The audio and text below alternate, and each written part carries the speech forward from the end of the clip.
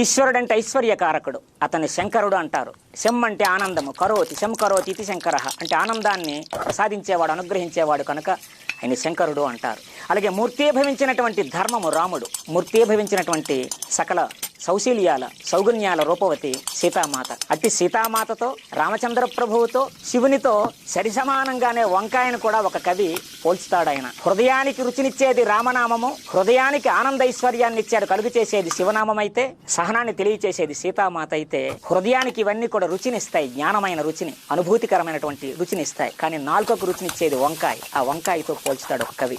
వంకాయ వంటి కూరయు, వంకాయ వంటి కూరయు, పంకజముఖి సీత వంటి భామామణియు, శంకరుని వంటి దైవము, లంకాధిపు వైరి వంటి రాజును కలడే.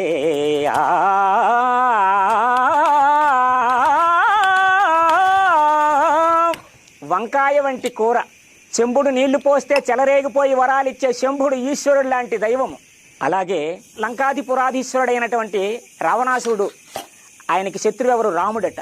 రాముడు లాంటి దైవము ఈ లోకంలో ఉంటారా అంటే, హృదయానికి మధురత్వాన్ని కలుగు చేసే రామనామము, ఆ రామనామాన్ని నిరంతరము కూడా హృదయమునందు ధ్యానించినటువంటి శివనామము, ఆ రాముని వెనుక అడుగులు వేసినటువంటి రామచంద్ర ప్రభు యొక్క సహధర్మచారి అయినటువంటి సీతామాత లాంటి ఇల్లాలు, వంకాయ వంటి కూర ఈ లోకంలో అరుదు కదా అని ఆ కవి తెలియచేశారు. ఆ కవి నామము తెలియదు. అట్టి రుచి కలిగినటువంటి ఆ కవికి హృదయపూర్వక నమస్సులు.